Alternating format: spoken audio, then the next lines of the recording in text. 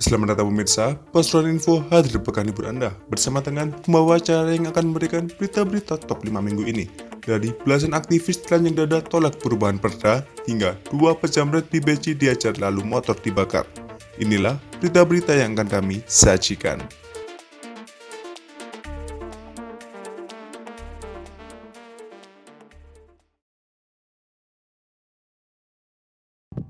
Belasan aktivis menggelar aksi demonstrasi telanjang dada saat rapat paripurna di Gedung Dewan, Senin 8 Mei. Aksi telanjang dada mereka lakukan sebagai bentuk protes kepada para wakil rakyat untuk lebih transparan dalam pembahasan revisi Perda Rencana Tata Ruang Wilayah atau RT/RW di Kabupaten Pasuruan.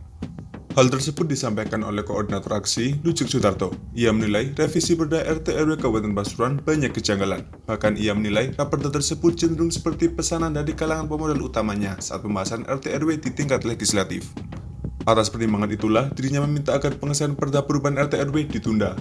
Lujeng menambahkan, ada hal fundamental yang hilang dalam pembahasan perubahan raperda RT/RW tersebut, yakni tidak adanya poin sanksi penindakan hukum bagi para pelanggar tata ruang tata wilayah.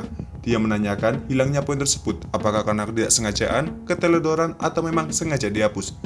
Menurut Lujeng, ada hal yang fundamental di raperda yang akan disahkan ini. Di perda yang lama, Perda nomor 12 tahun 2010 itu ada ketentuan pidana. Di Undang-Undang Penataan Ruang itu juga ada kejutan pidana. Tapi di perda yang mau disahkan justru tidak ada ketentuan pidana. Dikatakan Lujeng, jika ketentuan pidana dalam perda yang mau disahkan ini tidak ada, maka ketika ada pelanggaran tata ruang, pemerintah daerah tidak bisa melakukan penindakan. Lujeng menegaskan, jika para aktivis tidak anti terhadap masuknya investasi di Kabupaten Pasuruan dan mendukung adanya investasi yang ramah dengan tidak merusak lingkungan. Terpisah, Ketua DPRD Kabupaten Pasuruan, Sudiono Fauzan, saat menerima belasan para aktivis mengatakan akan melakukan evaluasi bersama para fraksi dan tim pansus sebelum melakukan pengesahan.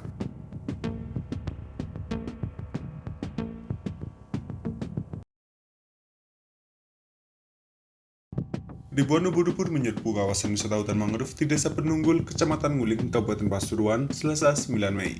Kemunculan ribuan ubur-ubur menjadi hiburan lain bagi wisatawan. Keberadaan ubur-ubur di hutan mangrove Penunggul ini terbilang langka. Para wisatawan dan warga sangat menikmatinya. Umur Atul Isma, 20 tahun, wisatawan asal Sidoarjo yang datang bersama keluarganya mengaku terkejut dengan ubur-ubur di pantai. Fenomena itu ia akui baru disaksikannya saat berkunjung di Pantai Penunggul. Sementara itu, Agus Slamet Arianto, anggota Poktarwis Hutan Mangrove Desa Penunggul menuturkan, kemunculan ribuan ubur-ubur memang langka. Fenomena itu terjadi setahun sekali. Kawanan ubur-ubur mendekat ke pantai saat pasang air laut. Satwa invertebrata atau hewan tanpa tulang belakang ini cenderung muncul ketika kondisi matahari sedang terik. Dia menjelaskan, keluarnya ubur-ubur mulai sekitar jam 8 pagi sampai jam 12 siang. Ketika pasang air, itu gerombolan ubur-ubur akan keluar.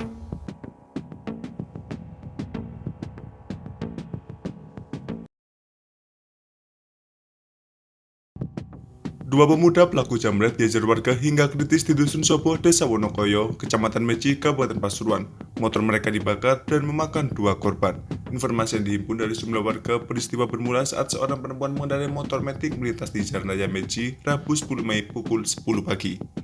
Tiba-tiba, perempuan asal Dusun Kedanten, Desa Wonokoyo, Kecamatan Meci itu dipepet dua pemuda pengendara motor Suzuki Satria. Salah satu pria langsung merampas kalung miliknya. Melihat istrinya menjadi korban kejahatan, suaminya yang mengendarai motor lain di belakangnya marah. Ia menggeber motornya, mengejar dua pemuda tersebut. Hingga sampai di sekitar Balai Desa Wonokoyo, si suami menendang motor pemuda itu hingga kedua motor sama-sama jatuh. Setelah jatuh dari motor, kedua pemuda tersebut berusaha kabur. Namun suami perempuan diduga korban jamret yang terluka akibat terjatuh tetap bersikeras mengejar keduanya sambil meminta bantuan warga di sekitar lokasi. Warga spontan turut serta mengejar hingga berhasil menangkap mereka. Kedua pemuda tersebut sontak menjadi sasaran amukan warga. Selain memakai tangan kosong, warga juga memukuli mereka dengan balok kayu hingga terluka parah. Polisi yang tiba di lokasi mengamankan mereka dan membawanya ke rumah sakit. Tidak puas mengajar kedua pemuda hingga tidak berdaya, warga meluapkan kemarahannya membakar motor mereka. Dua pemuda pelaku jamret ialah Yanto 35 tahun dan Hartono 25 tahun, warga desa Sebani, Kecamatan Pandaan, Kabupaten Pasuruan. Kasat Reskrim Polres Pasuruan, AKP Faruk Azadi Haiti, Kamis 11 Mei mengonfirmasi terduga pelaku dan suami korban meninggal dunia.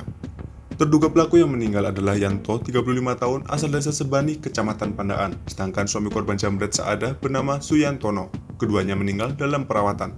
Yanto meninggal dunia usai mendapatkan perawatan di Rumah Sakit Pusdik Porong. Ia mengalami luka parah usai diajar warga hingga tak berdaya. Sedangkan Suyanto meninggal karena terjatuh saat mengejar pelaku dan menabrak motor pelaku. Meski Suyanto saat itu terluka, tapi diketahui masih sempat ikut menghajar pelaku.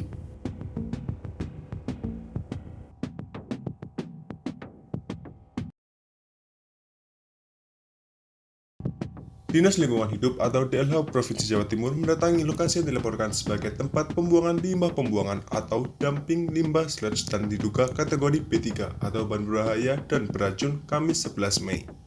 Sebelumnya, dalam laporan disebutkan bahwa limbah sludge dibuang pada media lingkungan terbuka di kawasan perkebunan di Desa Dawuhan Sengon dan Desa Gerbo, Kecamatan Purwodadi, Kabupaten Pasuruan. Sekadar informasi, limbah yang berbau dan gatal di kulit ini diduga dibuang sengaja oleh sebuah perusahaan PT PJA yang ada di Desa Dawuhan Sengon, Kecamatan Purwodadi, Kabupaten Pasuruan. Informasinya, rombongan DLH Provinsi Jawa Timur langsung mendatangi lokasi yang dilaporkan itu untuk mengambil sampel dan selain itu memeriksa kelengkapan dokumen-dokumen perizinan yang dimiliki perusahaan. 2 hari sebelumnya, Pusat Studi dan Advokasi Kebijakan atau Pusaka melaporkan aktivitas PT BJA ke DLH Jatim. Dalam laporan itu, Pusaka juga mengadukan PT BJA diduga tidak memiliki izin pengelolaan limbah B3. Pusaka mensinyalir PT PJA tidak memiliki izin pengelolaan limbah B3, pengangkutan dan penimbunan sehingga berpotensi terjadinya pencemaran dan kerusakan lingkungan hidup.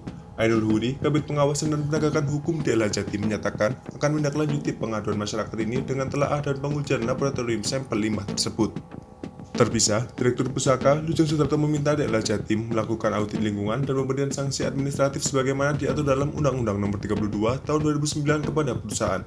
Lujeng juga berharap DLH Jatim bisa melakukan pengembangan pemeriksaan atau audit lingkungan kepada perusahaan penghasil sludge tersebut yang bekerja sama dengan PT PJA. Selain diberikan sanksi administratif, Pusaka juga meminta kepada DLH Jatim untuk melakukan penyelidikan dan pembuktian sebagaimana diatur dalam Pasal 94 Undang-Undang Nomor 32 Tahun 2009. Hasil penyidikan tersebut diserahkan ke pihak penuntut untuk dilakukan penuntutan dan pemindanaan sebagaimana diatur dalam Pasal 102, Pasal 103, dan Pasal 104 Undang-Undang Nomor 32 Tahun 2009.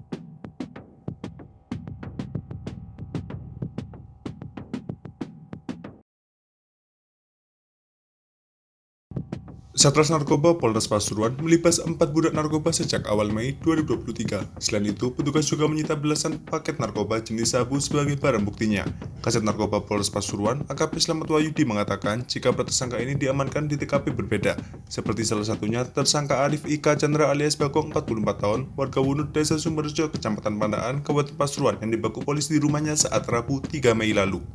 Slamet, Jumat 12 Mei menjelaskan, dari penangkapan Arif alias Bagong, polisi mengamankan barang bukti 6 plastik kecil berisi sabu dengan berat total 2,16 gram. Sehari berselang tepatnya Kamis 4 Mei, malam hari, polisi menangkap 2 sekawan yang sedang merencanakan transaksi sabu di dalam sebuah rumah di Dusun Desa Jimbaran, Kecamatan Puspo, Kabupaten Pasuruan. Identitas 2 sekawan itu bernama Dimas Pranoto 40 tahun dan Irmawan 40 tahun. Mereka berdua juga merupakan warga Dusun Jimbaran. Selain mengamankan uang hasil transaksi, polisi juga menyita 3 bungkus plastik berisi sabu yang berat totalnya sekitar 8,4 gram sebagai barang bukti. Terakhir, Slamet mengungkapkan jika jajarannya membekuk seorang residivis kasus kejahatan yang kembali berulang dengan terlibat dalam bisnis peredaran sabu. Seorang residivis bernama Aris Faizal Rohman, 41 tahun, warga Dusun Desa Suwayuwo, Kecamatan Sukorejo itu dibekuk polisi pada Jumat 5 Mei malam saat berada di dalam rumahnya. Dari penangkapan itu, polisi mengamankan barang bukti sabu seberat 1,01 gram yang dibungkus plastik kemasan minuman rasa sereal.